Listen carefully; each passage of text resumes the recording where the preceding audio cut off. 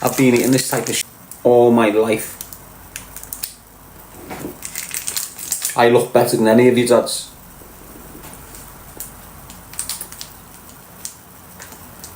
What your dad been eating, lad?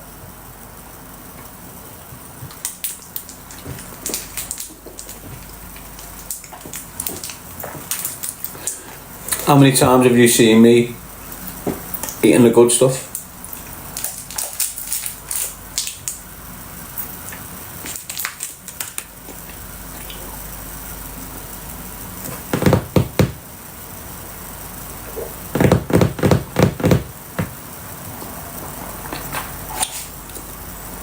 Now, if I was a drug dealer, a cokehead, a kethead, a steghead, I'd be like this now.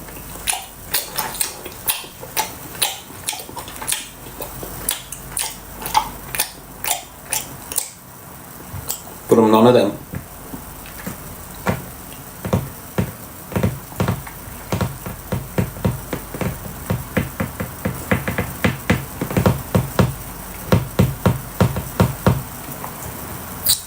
Yes, Lucy? I know what my dad means now when he was giving them backhanders at the fucking dinner table for eating with our mouths open. I know what it fucking meant to him. Aren't they horrible? Yes, Kelly, Emma? Jamie?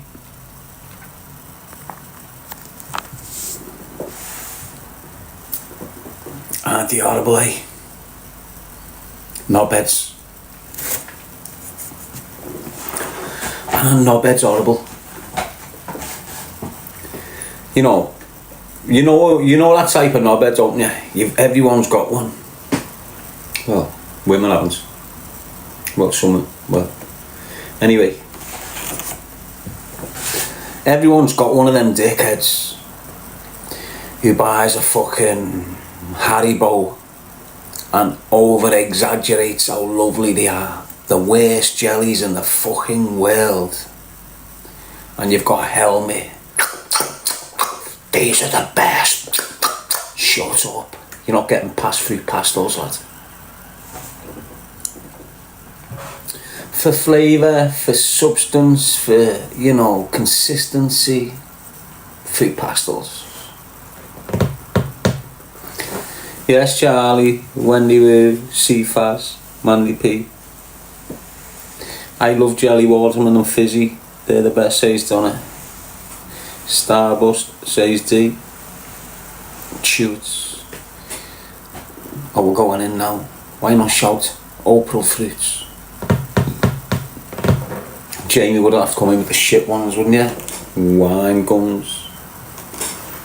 Well, lick the short sorts, my mate. And if you're gonna pull them out the bag, pull them out the fucking bag, lad.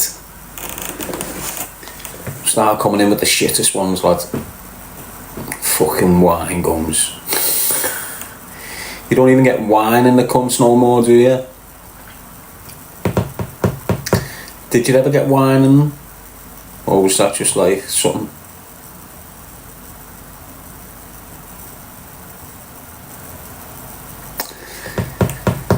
Anyway, Harry saying Pontefract cakes. Where are you from, lad? Fucking Wales. Mr. Penny Sweet Stephans says, look, sherbets were the best. When sherbets came out with the stick, next level. When you got a sachet with the crackling, the sherbet, and whatever the fuck else it was with that stick. Delicacy. We had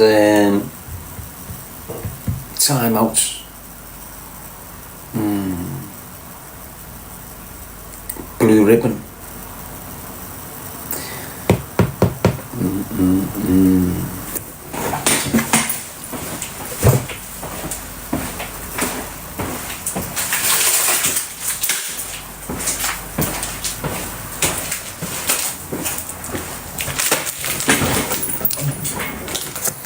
Remember when we queued up for a Mr. Whippy for 15 pence? No, I remember sending you round to the ice cream man to get me an ice cream for 15 pence, you fucking helmet. So no, it weren't we queuing up, it was fucking you little flick.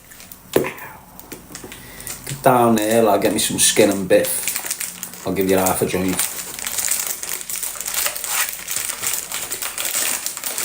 Yes, Tom, Kelly.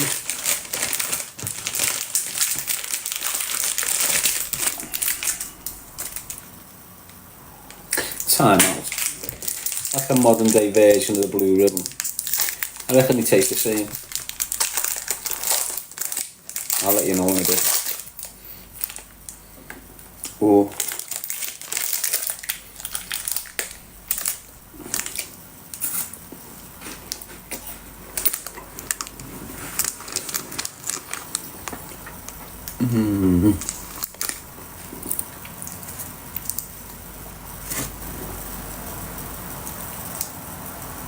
Le crumb. Every le crumb's a crumb.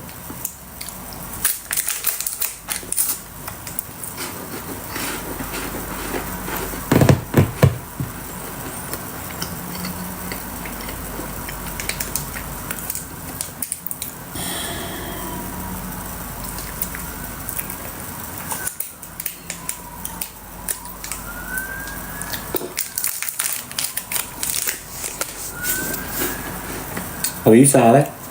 Joanne?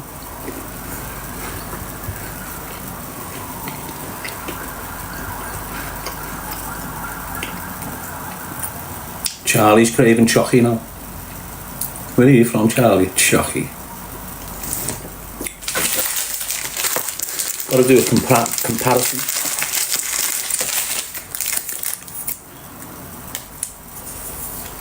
I can smell the difference already. Yes, Mandy. My mate says ingredients from Somalia. How where you are, like Somalia? Oh no.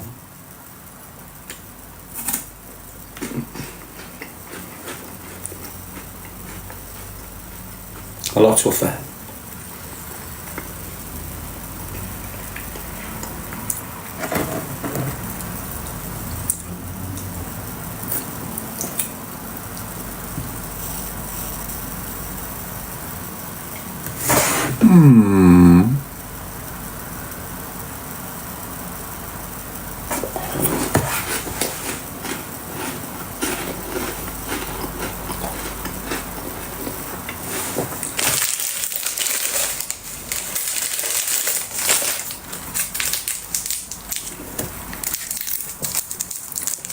I'm going in.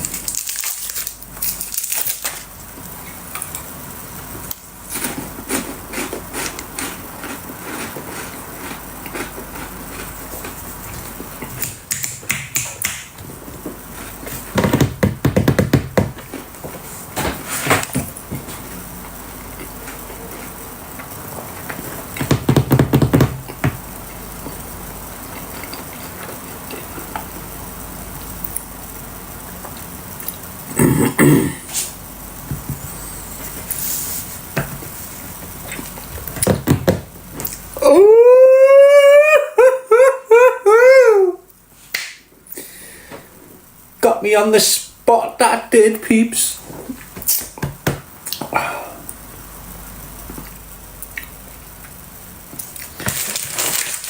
I don't really know whether there's any fucking similarities to like the Blue Ribbons or the Time Out. I should be able to tell the difference.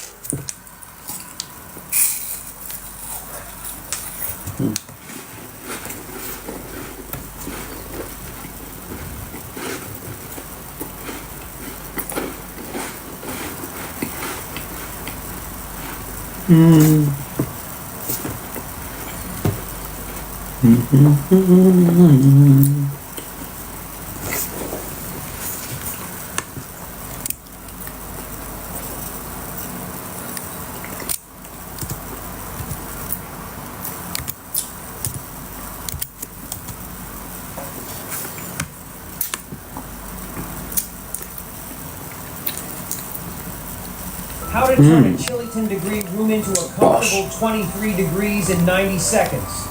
This jet engineer just discovered how to heat homes for almost zero cost. Do you wish you could do this? Just sit here and gorge on blue ribbons and timeouts. From 10 degrees to 23 degrees Celsius and fudges. And it's helping households save thousands of pounds in annual electricity. Oh, I didn't know I had a fudge left. But I've got a fudge. I've got a fudge. Your mom asked me for the finger of fudge.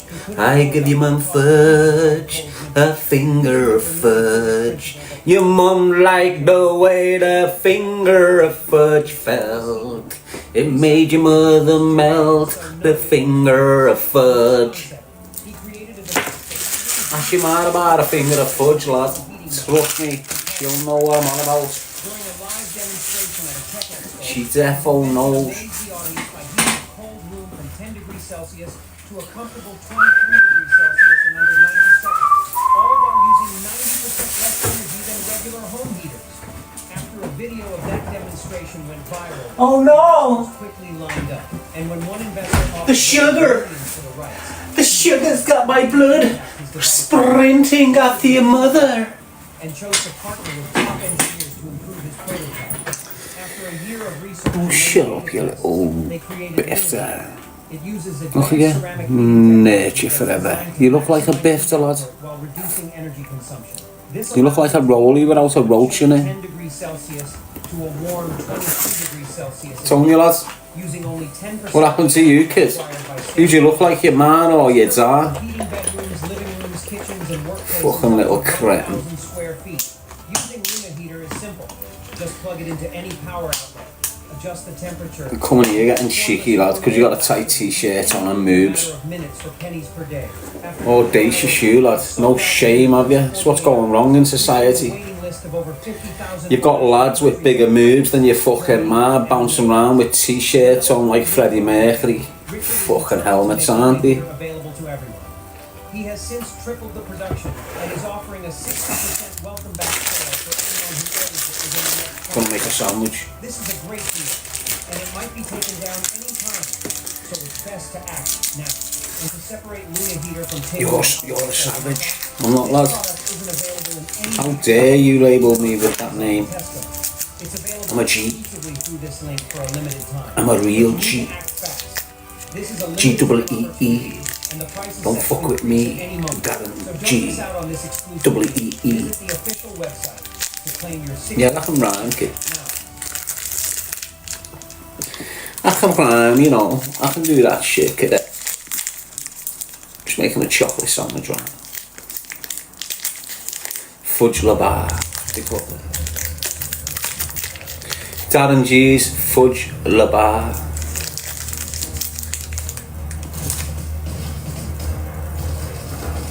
Obviously, it's in the shape of a pyramid.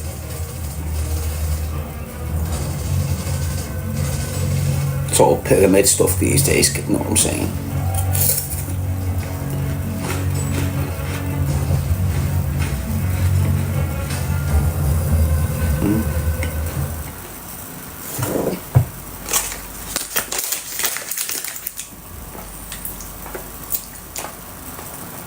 Andy.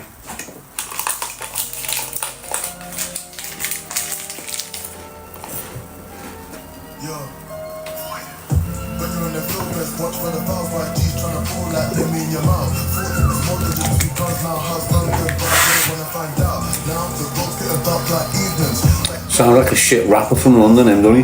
Yo, look at it down, no.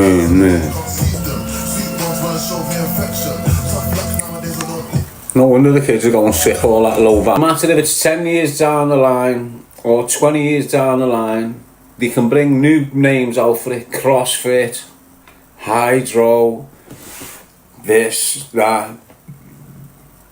The amount of exercises you've got will never, ever fucking change. So now you've got all helmets popping up like they're the first experts on particular exercises and they're not even doing them right. And I'm looking at them going, well, they were out 15 years ago and I smashed the fucking life out of them. These are still doing exercises that were like low level exercises 15 years ago. They're still doing them now.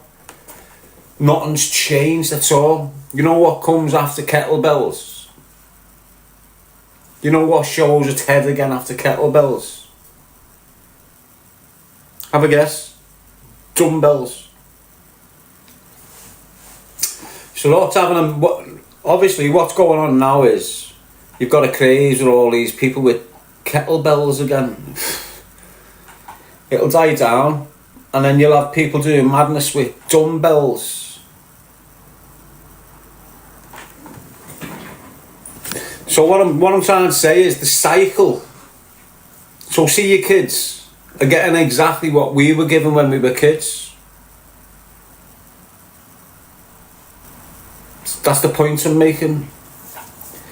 So see your lads who are growing up 17, 18, 19, 20 now getting into kettlebell training.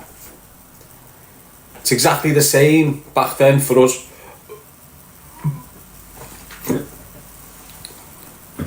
So like the apparatus, you know the equipment you can use in training has just not changed. Even all the machines you're seeing now, there's nothing new or advanced in the last, I don't know, 10, 15 years. No new machines. Name a new machine.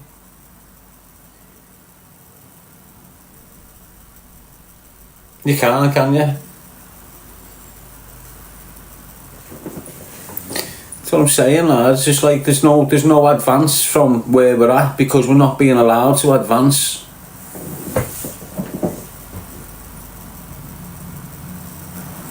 You know, if we weren't given these spaces to train, these boxes to train in, we'd all start training anyway, but we'll be improvising with natural land. We'll be training off the land. Do you understand what I'm saying?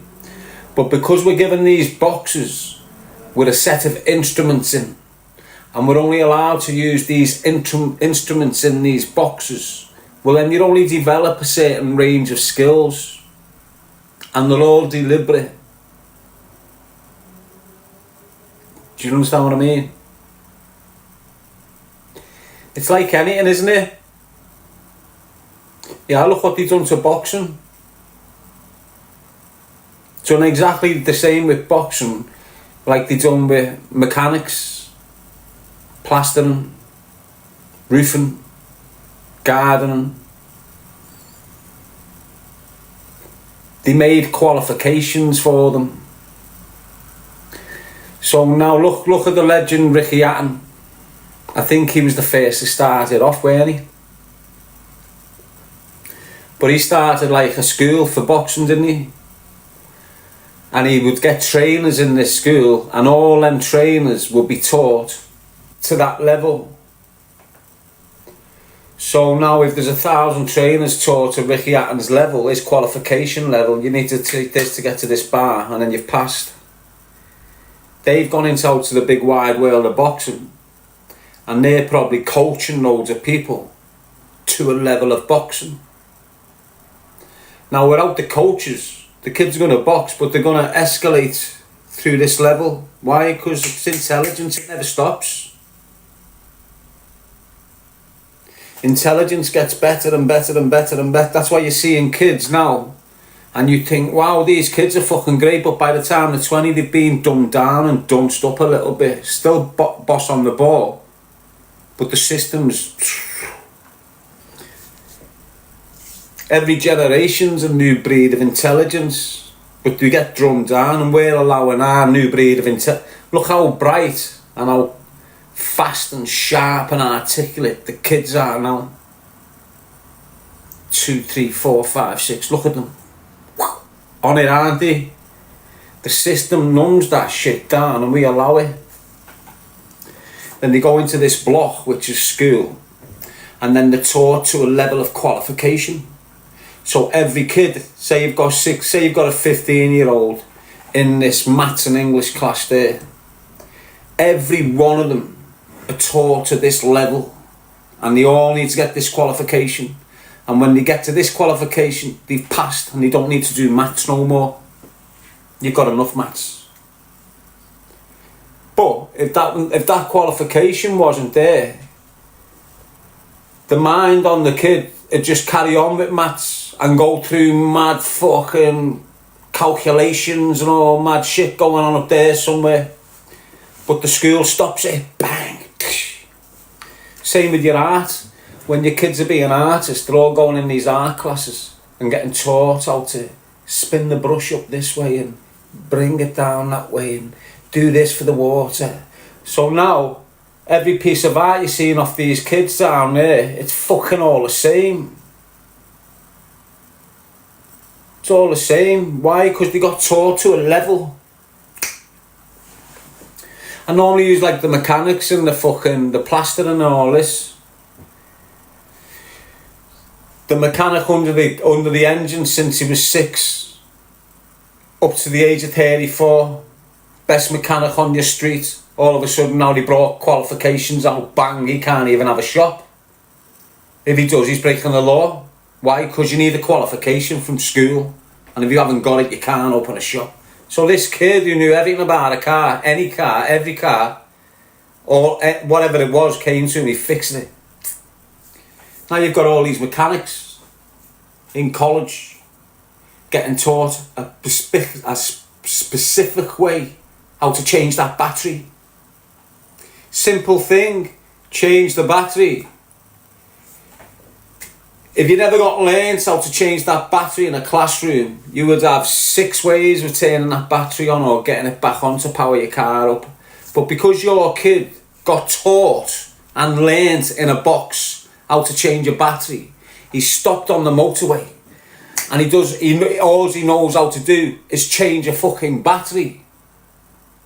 If he had a bit of sense, he'd be able to get that thing out the boot and just go and start the fucking car and get on his way. And that's what it does.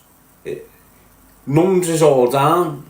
Everyone thinks education is the staple of intelligence. It's the staple of daftness.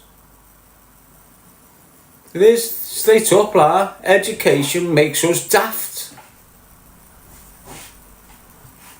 It puts us into a certain way of thinking, and if you don't go in that way of thinking, you're kicked out.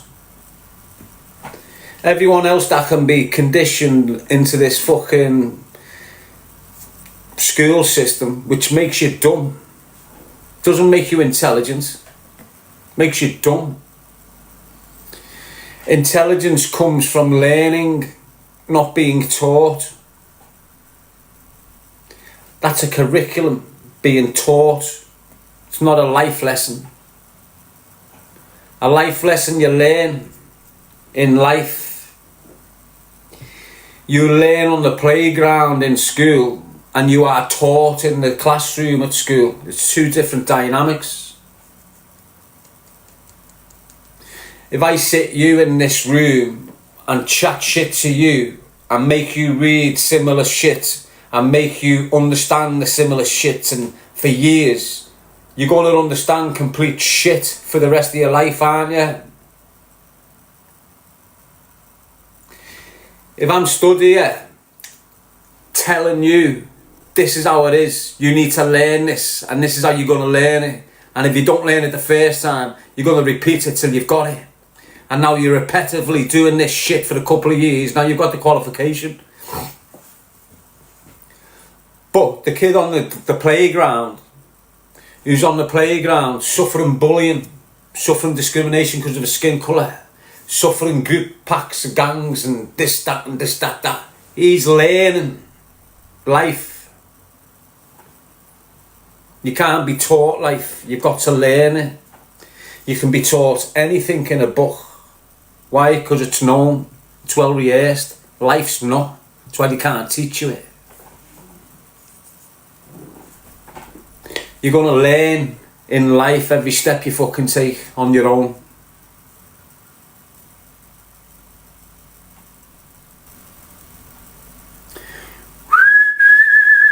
It's all you, innit?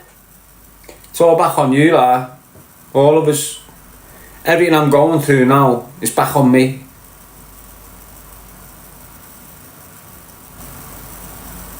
It's not because of them. You know, I engage with someone unknowingly, but then I've knowingly engaged with them since. So it's back on me. Do you understand what I'm saying to you? So you see, every problem I've had in my life with every person in my life other than the law who weren't invited, I invited them in. So it's back on me. Everyone that stabbed me in the back, I invited them in. So it's back on me. Every girl that shit on me, I invited them in. So it's back on me. Now what's the difference with me and you? Hopefully you're young enough to fucking listen to what I say to you now. I was too old before I realised that every enemy I've had in my whole life, I've had them in my life. It's never someone I've never known. You, as an individual, have not got an enemy you don't know.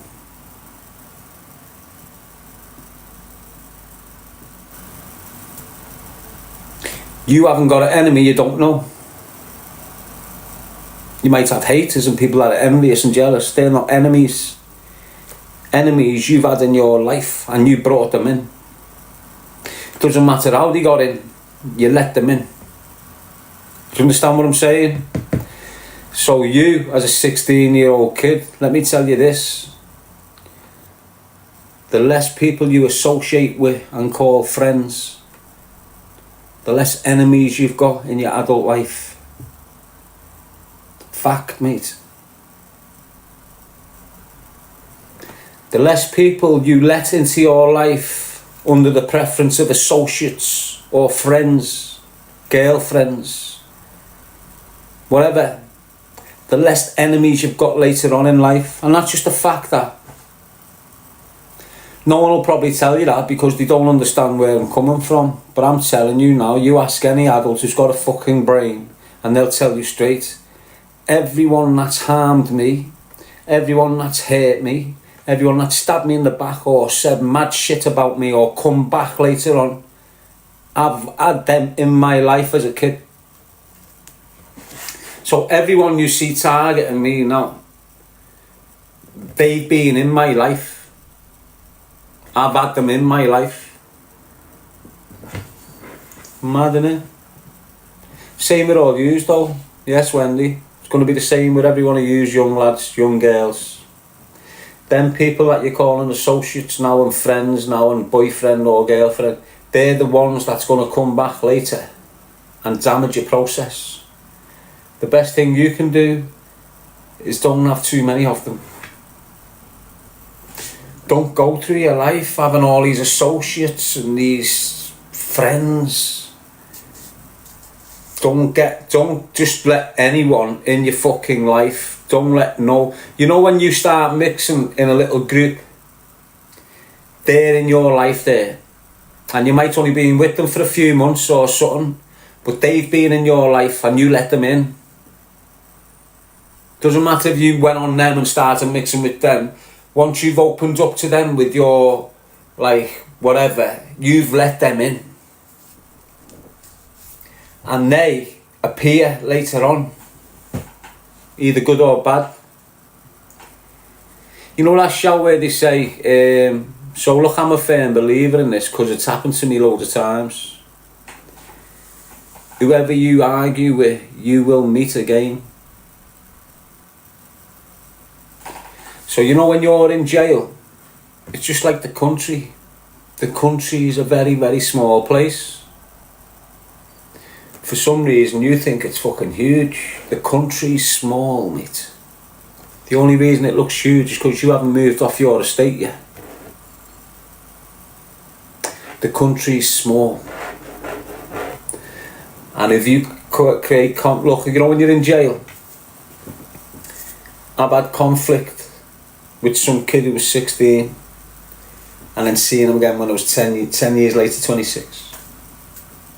And it got dealt with because it doesn't get left. just like the shit outside of prison. You break someone's leg in 1996, he's not forgetting that. Doesn't matter. If you've wrapped someone up and terrorised them for 3 hours, left them naked in the middle of the park, and the whole city's ruined them off it, he's never forgetting that about you, is he? When you've coughed for someone and took the Achilles heels off, they're not forgetting it. When you've crippled people, they're not forgetting it. When you've allegedly put people in the floor, them families, they don't forget it. You're not going nowhere. It's like a prison. You might go from wing to wing to wing to wing, but eventually it's coming to a fucking head. Out here is like a prison. If you start a conflict with that kid who lives at the bottom of your street and he's at 27, it's still there when you're 47. Doesn't go nowhere. And it'll be tit for tat. You won't even know one's arm and the other. Why? Because the shithouse will be doing it behind closed curtains. This is what they do. You need to stop creating conflict for yourself, which is going to last you for the rest of your life. You know what it's like. If someone broke your eye socket, are you ever going to forget that? Why the fuck do you think anyone else will? If someone kicked your ma's door in and put a blade to her throat, would you ever forget that? Right, no one forgets shit, so don't think they fucking do. What you need to start understanding on your estates is, instead of starting a 20-year conflict with each fucking other, destroying the estate, shooting houses up, getting each other jailed, killing each other, start a conflict with the fucking government that's been destroying us since you were fucking born. Stop turning on each other and turn on the rich that's been destroying us.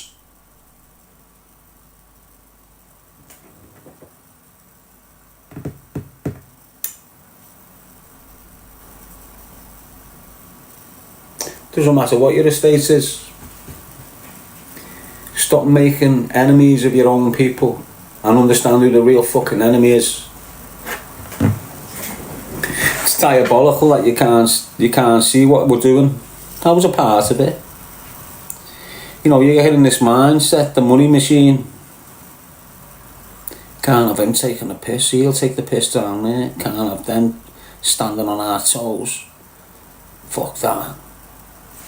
And then you're on a mad one, and then before you know it, well, let's look at before we went to jail in 2004. Before we went to jail, let's have a look.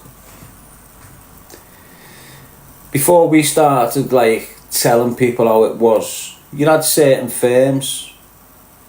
You had like they were all older than us. Let's put it that way. So before we popped onto the scene, you had people creating criminal careers on the back of our actions. You'd have people getting a reputation for what we were doing. We were in the back doing the madness. Them in the cars with the watches on. We're getting the reputation of the violence and making their phone. So look, this is how it works. When you're young and game, you'll have the shit houses looking at you, thinking, wow, these are useful, because that's exactly what they plan to do with you, use you. These are useful. Why? Because you game with the things, you're a good jockey. All these things in that fucking rat's mind are good for him. So now he's looking on getting you. Look, he knows you're desperate, your ma's a pisshead. You're the one with no clothes on Christmas, so he knows a little bit of dough, bit of weed you fucking got. So now I'm got. And I'm starting to do a madness. And this kid, this group of dickheads, it's called the Farleys and under. So them and under. Farleys. Most of their mad reputation from the early 2000s, the gang wars and all this shit, you got to understand what kids were in the background. And it wasn't pancake and all that. Again, you need to understand who is in the background of pancake and everyone. So what happens is, you've got this gang of dickheads that have got a graft phone and they're floating around, they're doing the thing, and let's say, hypothetically, they're shifting 10 boxes a week. 7 white, 3 brown. You know what, anyway. They get into a little bit of a fucking disturbance with my man over here who's got a bit of pull, and he's shifting 20, 25 a week boxes. And they get into a little bit of trouble. Them shithouses go, do us a favour. Couple of nights later, leg shot, she's been leg beat. All the kids that were going to win for his 25 a week are hearing, it's that firm there that's done that to him. He got cheeky with them, they went and put a leg shot in him. All these little shithouse rats that were going to him to score the white and the brown, the boxes, are now contacting him. So now on the back of that one move, this, instead of doing 10 a week, he's now doing 25 a week. That's gone down to 5 a week or something. Do you understand what I'm saying? They're floating along, a little parcel goes missing down there somewhere, just say 2 boxes. Yo kids, want to earn yourself some wages? Yeah, go ahead. Give him a leggy. Again, round the city, fucking hell, they've moved to my man. My man's half dangerous, but now he's just being leg shotted off this firm. So everyone who he had shook are now half shook of him, but full shook of this firm. And everyone that was getting swag off him is now contacting this firm to see if they can get swag off him. Why? For the protection that they are of it. No one's going near these firms if they're getting swag off him. So it works. So now these, on the back of these kids doing a madness for them, are now shifting 50, 60 boxes a week. And the more madness these do around the city, the more conflict these get in with higher people, the more madness they're doing towards these higher people, resulting in more customers. Before you know it, they're shifting half a tons a month. And that's the way it works. And they still don't get rich off it. Why? Because they're paying most of it out. They're just part of a cog, like a cog in a big machine. But when they reach the age and a certain longevity, they then sit in that place. If you don't get killed or took out, it's like a... So like me, if I wouldn't have got took out at the age of 24, I would have been running the city at the age of 40. Fact. That's the way it would have went. Do you understand what I mean? That's the way it still goes now. If these mad kids that are doing the madness for these kids, if these don't get fucked up and rot and killed and all that, they go on to recruit the next group of kids. And because these kids, when they're going through the process of manipulation and coercion and grooming by these, they're not sure, they're not on that, they're going through. But when they grow up and they come out the other side, they can see exactly what tools, what methods, what strategies and what tactics have been used on them to coerce them and encourage them to participate in it. So now they've got the skills to look at the next generation and do it 10 times better on the next generation, to groom, coerce and make them do shit for these. Like a poisonous cycle.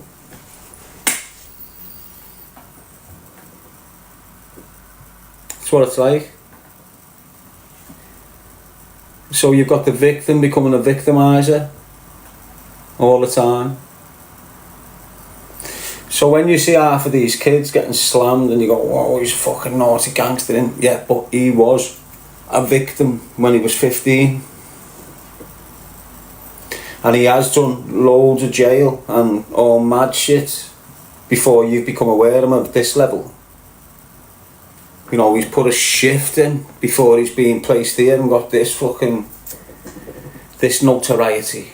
He started here with none, got it here, and then got jail or killed.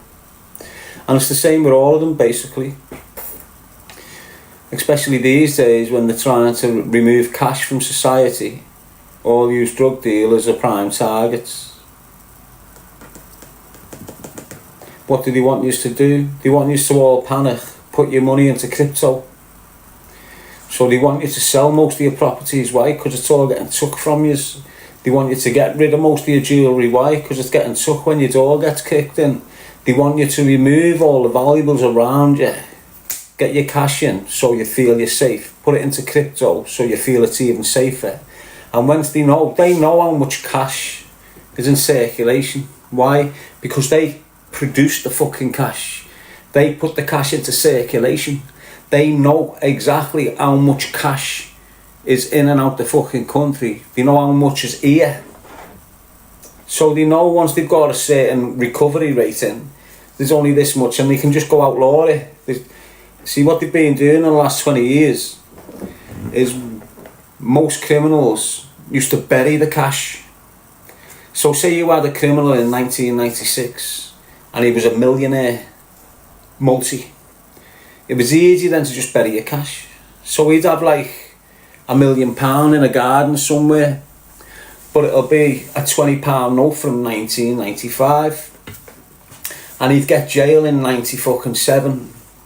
And then in 2001, the government will pop out and go, all £20 notes from the year 1995 to the year 1998 are now void unless you take them to a bank and exchange them. Bang. Loads of cash just dead. Dead. And every 5 years or something you're hearing them. All £20 notes from there to there are now void, and that's to fuck with the cash flow and take it out of circulation. All these drug dealers stacking cash can't stack cash now, they know. Why? Because when they take so it's unsafe for a drug dealer or a multi-millionaire criminal to have the money in cash. Even gold markets are getting saturated. It's even hard to just have your dough in metals. They're forcing everyone to put it into digital currency, which is crypto.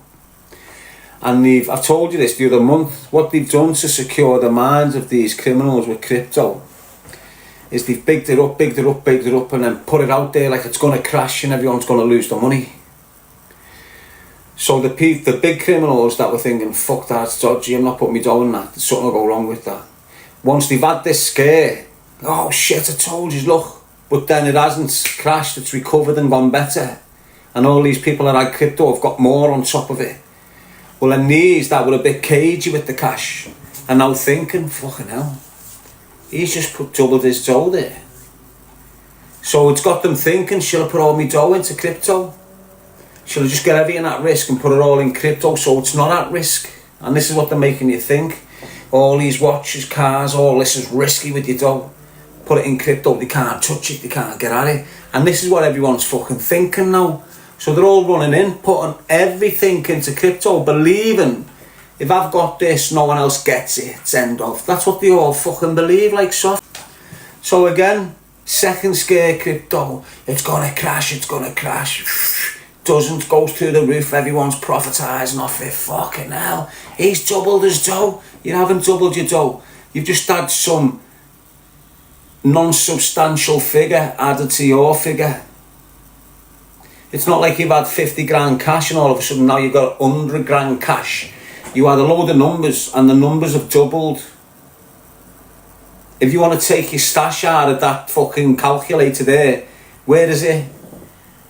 What have you got? You can't just go, there's £1 million cash, bye bye. It's gone. So now you've had another scare. Fucking hell, fuck that, I'm putting my dough in there. Fuck this, everyone's making dough off crypto. You've got all these traders coming in to reaffirm it for you. Yeah, put your dough in on crypto. You've all put it in. Another 5 years down the line when they know there's enough fucking cash out of the system. Bang. Oh, sorry. Someone hacked it. Shut it down, everyone's lost everything, including some government agencies, and we've all lost, there's nothing we can do. We need to bring in a one world currency. And there you go, done. So all yous rushing to put your money in crypto, beware, you're going to lose it in 5 years. And guess who told you? A kid off a council estate in Liverpool. Guess who knows? Every fucking banker out there. Every banker knows what's happening. It might even come before that, you know. You see that visit there with Trump and the King? You're looking at that like this was some like official meal. That was one of the biggest business deals that we'll never know. That was one. Look, there was a reason why he had them diplomats with him, Trump. He had the people that control the banking system there. It is what it is. You see them big trucks? I thought it was a transfer of gold. The first thing I thought when I watched that thing with Trump and all this shit, I thought to myself, when I seen them vans coming out of that castle, you seen it on the news, they had these big, and they were saying, oh, these are big bomb-proof vans, and these are yeah, they look like armoured fucking trucks that were transporting something worth fucking billions of pounds to me, mate. Don't give a fuck. You didn't have a bomb squad in there, 15 men jumping out the back, ready to go. There was something in there that was put in there in Windsor Castle, banged in there, escorted to the fucking plane, and shipped right back to his house. That's what it was, mate. Some of you might have seen it, so you probably won't understand what I'm on about, but if you watched a little bit of it, you would have seen on the first day, when Trump's got his possession, you've got these two big fucking massive armoured trucks that look similar to like money trucks from America years ago. You know them trucks that used to escort money everywhere? Just like two of them, but blacked out and reinforced. First thing that came to my mind is, fucking hell, I wonder what Dave just smuggled out the country in the back of them. Probably gold, you know. Paying for something.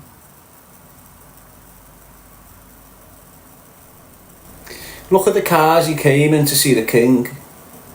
What the fuck was he putting in them, mate? He could have just flew his helicopter into the grounds.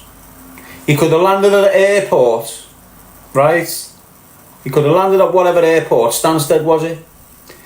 He could have just refueled there and went to Windsor and just landed in its ground. But for some reason he needed 20 fucking cars. Think about it. What would make more sense?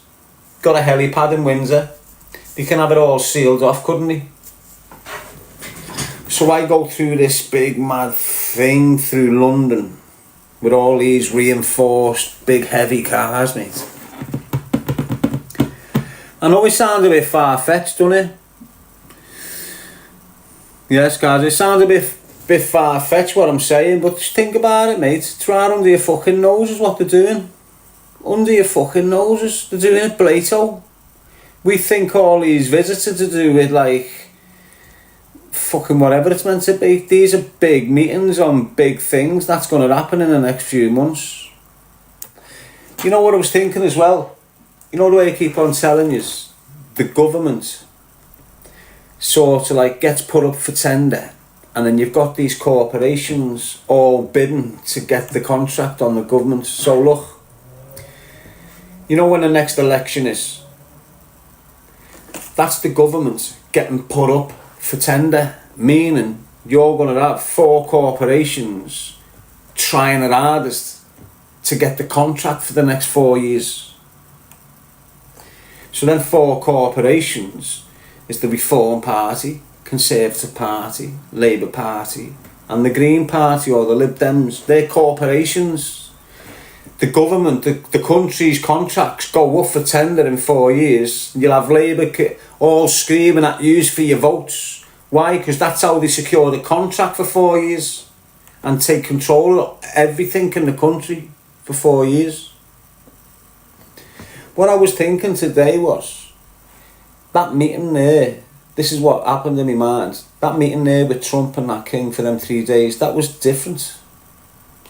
And what it had me thinking was, has the same just happened with the whole country? You know, is the country just being put up for tender and Trump's just secured it? Sounds mad, that, doesn't it? But King Charles and the monarchy and the Windsors now take a back seat and just keep on doing their appearances. When they've got these appearances to turn up to, they do that. But everything else is getting done by Trump and his team. That's why they were all present. You had the leaders of his banks and everything here.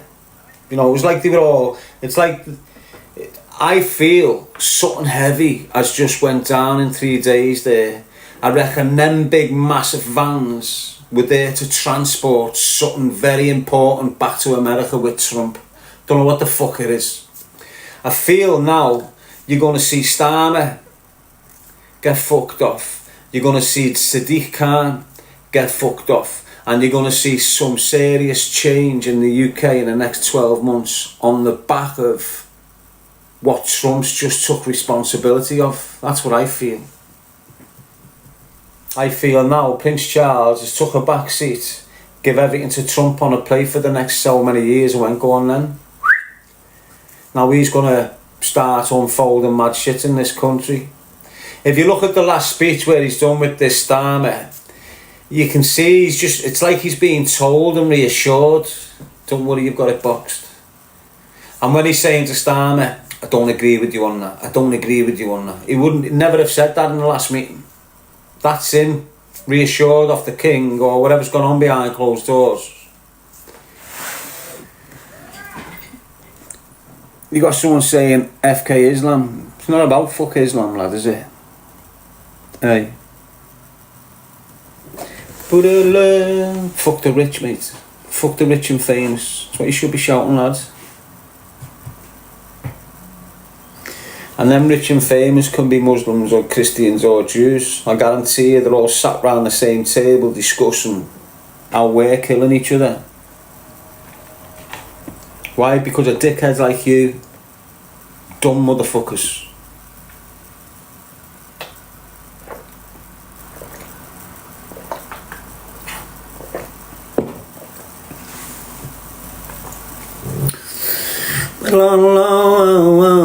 That's what it is, like, fuck the system.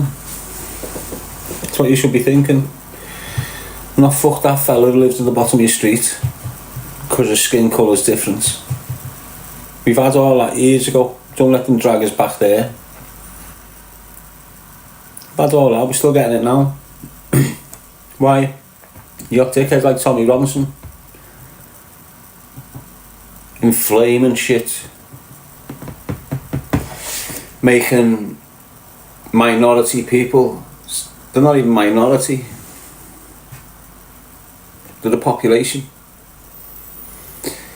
Well, let's look, if you want to start putting it in the mad context they're putting it in, they seem to think Muslims can't be English,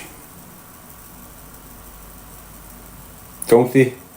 Well, that's the shout, isn't it? Let's have it right. They keep on screaming it's not a racist thing, we're not racist, we're not racist. Of course it is. How can it not be racist? Listen. Okay then. So if the black lad's not Muslim, you're alright with him. But if the black lad's Muslim, you're not alright with him. That's racist. Doesn't matter how you look at it. Okay then, the white lad's, you're okay if he's not Muslim, but you hate him if he's Muslim. It's racist. It's just... So when they've got this argument that we're not racist, I've got black mates, I just hate Muslims, alright. So how many black lads are Muslims? So you hate black lads because they're Muslims? It's fucked, isn't it? Do you get what I'm saying to you? It doesn't matter that little poisonous piece of shit spins. Just listen to what comes out of his mouth. I'm not racist.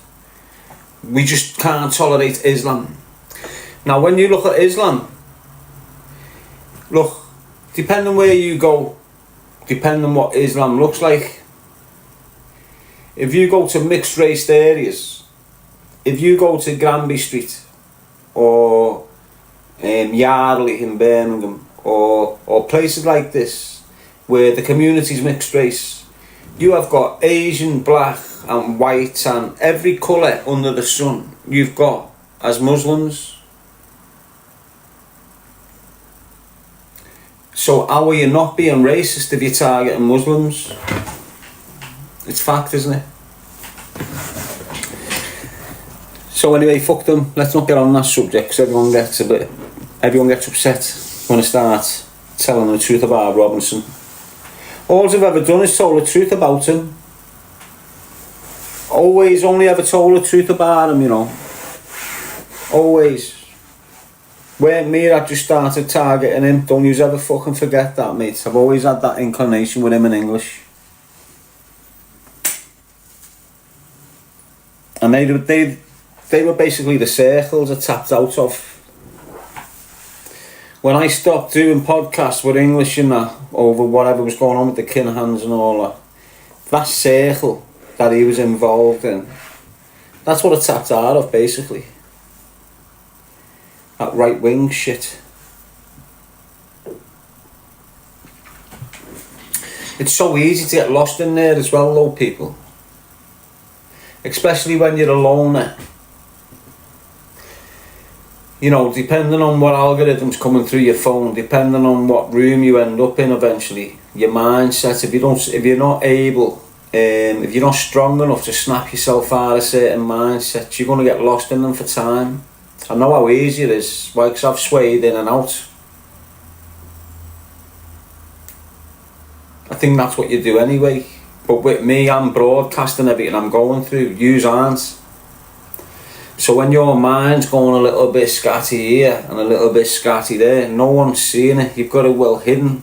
When my mind's going a little bit scatty here, scatty there, I'm on full display with it. It's hard. It's mad out there. It's horrendous, honest to God. You've got to understand what the kids have got in for them. Look how loose everyone's minds became. Look how unset in their thinking everyone is becoming. That makes sense to you? Do you remember years ago, you were set in your ways with your thinking, nothing could alter it, nothing could compromise the way you thought. But now, everything can be compromised, everyone can change your opinion, you're second guessing your own. It's weird, isn't it? It's fucking weird what they've done. It's like they've detached us from the responsibility of being us.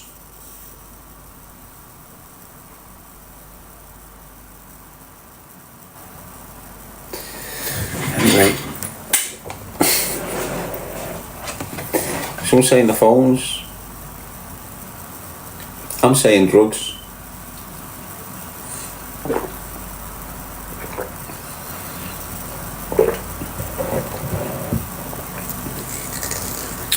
I'm Sam, Sarah. I always say drugs, don't I? I'd rather just say addictions. So what I said to you a few months ago, and I've said it a couple of times over the years, your kids are going to be addicted to something. Make sure it's sugar. Make sure your kid's first addiction is sugar. Why? Any addiction on top of that will never overrule the sugar. And I feel that's why they're encouraging you all to tell your kids to stop eating sugar. They say about the teeth and all, that's bullshit, mate. Kids' teeth are falling out all over the gap because of the water they're drinking. Nothing to do with everything else. But look, let me tell you this right up, straight up. When your kid's younger, let them develop an addiction for sugar. It's not bad for them. In fact, it's fucking great for them. If you keep your kids off sugar and he develops addiction for something else, some of the cane or some of the nicotine, codeine, fucking whatever else is out there, the first thing you get, it could be the sugar in chocolate. Do you understand what I'm saying? Put a sprinkle of sugar on your kid's cereal when he was a kid. Make sure he gets addicted to sugar instead of something else when he gets older. And my beliefs are, if he's addicted to sugar or she's addicted to sugar and she gets to 17, 18, gets on the coke and starts having a coke addiction, and now she wants to kick the coke addiction, she will be able to use sugar as a way of combating the addiction. Why? Because a first ever addiction will always overrule whatever comes next. I just believe that's how it'll work. Obviously it's a theory that's never been tested, but I believe that's how it's going to work. I believe firmly that every one of us is going to develop an addiction of some sort. I suggest it's sugar. It's the safest. It's the safest, lad. And if your kid gets craving, guess what they're getting craving for? Sugar. They're not getting cravings for nicotine, heroin, crack, cocaine, ketamine. It's all the eens. All the eens are dangerous. Caffeine, codeine, nicotine, ketamine. Do you understand what I'm saying?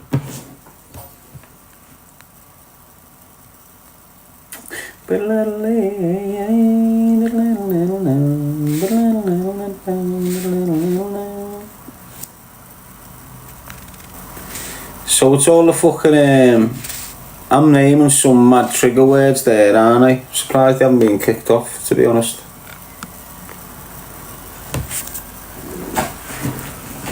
But just think about what I'm saying, mate. Trust me on that, to be honest with you.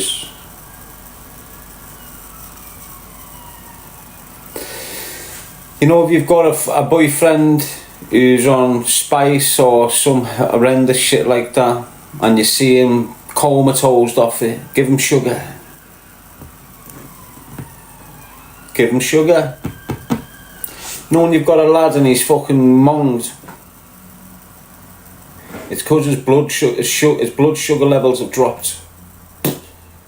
Off the spice, there's something in it that makes the blood sugar levels go. If you give them sugar, it brings them back to life dead fast. I worked that out in jail. I treated someone like a diabetic who was having a spice attack, and it worked for him. Give him chocolate. Like melted chocolate. And just brought him round dead fast. You know the spice heads. So you know you got them spice heads in your town and they're all just bang some chocolate in his mouth, he'll come round dead fast. Why? Because the sugar will raise his blood, have his blood pumping round again, delivering oxygen. There's something in that shit that just makes the blood drop. But what you've got to be what you've got to understand with this, these American influences that's come over to fuck with, destabilise the country. That's what you're seeing now, all these protests, these Americanised. What else has came over is fentanyl. But what they've got the fentanyl disguised as is crack and cocaine. So now what you've got is loads of people who sniff cocaine, not realising they're sniffing fentanyl and they're dying, especially in Scotland. It's in Scotland already, fentanyl. They just don't know it. And the authorities aren't telling no one. And without you understanding it, when you're seeing these organised crime groups that are getting targeted now, let's get rid of this fucking weirdo. When you see these organised crime groups that are getting targeted now and you're thinking, oh, they're just getting targeted because they're getting took out or whatever now. It's not, because they're starting to shift fentanyl around the UK. Honest, you need to understand the dynamics. If that fentanyl's here and it's a killer, it's not like your smack, it's not like your heroin, it's not like your monkey dust that you've got in Stoke. It's very fucking similar, but 10 times worse. Your kids start getting their hands on fentanyl, they're fucked in a month. Dead. You need to wake up, and it's here on the streets already in Scotland. They just don't understand it's there yet, the people. You've got crackheads and cokeheads dying because they're taking fentanyl and they don't understand it's fentanyl. Trust me, yeah, I go into Google how many people have died through cocaine abuse in Scotland in the last month, and then compare it to the figures over the last year. You'll see what the fuck I'm saying there. And the governments aren't telling us, or people that use them drugs. But just like ketamine, you know, it's going to start diluting into everything. You think our country's being getting attacked, like it's about to get attacked.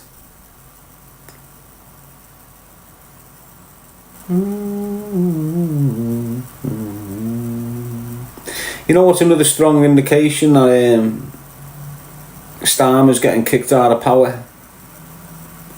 The way he's now labelled Hamas a terrorist, and he said no Hamas, Hamas, no, and Trump's giving him a pat on the side and all this shit.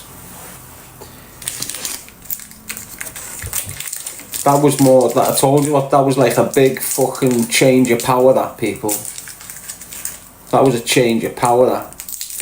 It's like, you know when that Macron came 2 years ago, or when did that Macron come? Was it 2 years ago, 3 years ago when he came? I know he's been back for other meetings, but there was a big thing that he turned up to time ago. And when he turned up, that's when he took power. And you see the way we can't do fuck all to France, send people back or make them do this or make them do that. It was because of that there. But what's happened now, it looks like it's being took off Macron and given to Trump. And now Trump's going to be like, fuck, get them sent back to France. You can't say shit. Watching the next 6 months or so, and I firmly believe Sadiq Khan gone. Macron from France gone. All these people, Starmer gone.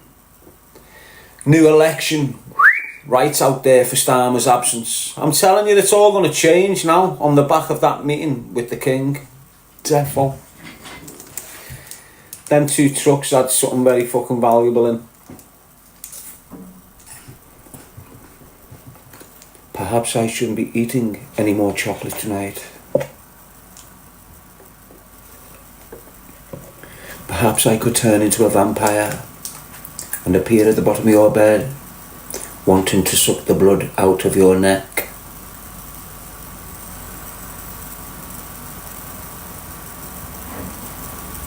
Don't ever cast a doubt over the world of vampire.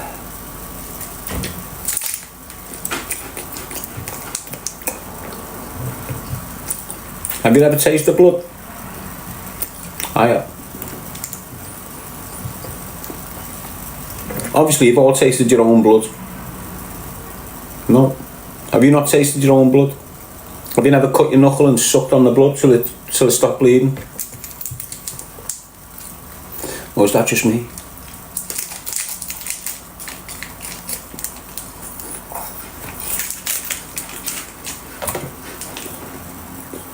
So you know what your own blood tastes like?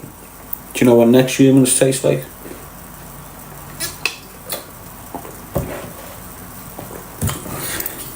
Hello Rachel, Charlie, Nanny Lynn.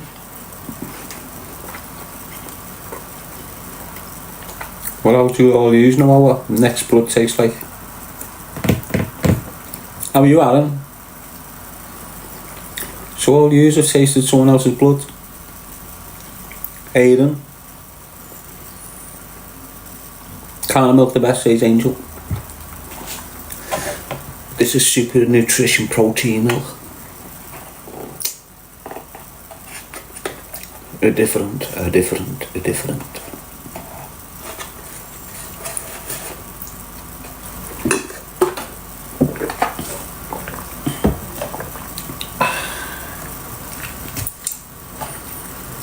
So anyway, the first time I tasted blood of someone else's, next man's blood, we was in this block of flats, and it's like a 3-story block of flats. I can remember it clearly. Why? Because it was so satisfying when I tasted it. It made me change overnight. I turned into a wolf.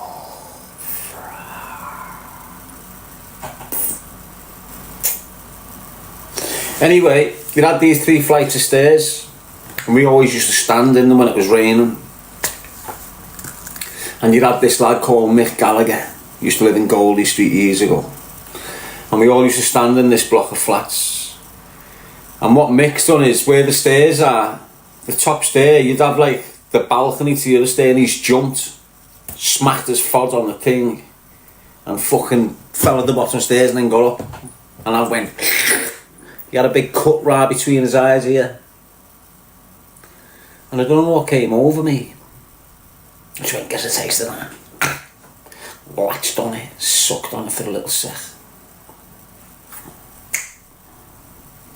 I think that's why I've got this rejuvenation thing going on. You know, it's like my body just rejuvenates every fucking 3 or 4 years. I just look dead young again. You never know, the blood was dark like it came out the fucking spot. I see people now and think, is it time for a restock of blood? Yes, Vicky, Kaz, Charlie. I do, you know, I think, I wonder if I'd chop his head off. What consistency his blood will be at. I'm thinking like, the more blood, the longer my life will be. The more blood, the stronger my arms will be. The more blood, the bigger and heavier and more endurant my legs would be. With more blood, my forearms would pump the shit out of your ma's backside like a bug roll.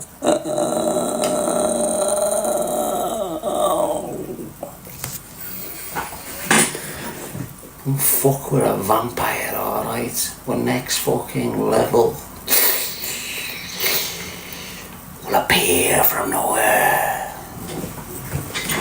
Imagine though, something went boom, and you're Daz of the vampire. Oh, Count Dracula. Do you reckon King Charles is a fucking vampire, don't he? Well, he's got Count Dracula's blood, hasn't he? He's the bloodline of Count Dracula, isn't he? It's fucking true. I don't know how the fuck that came about, but it's true. You can tell, can't you? Every time he has a blood transfusion, they say he's getting cancer.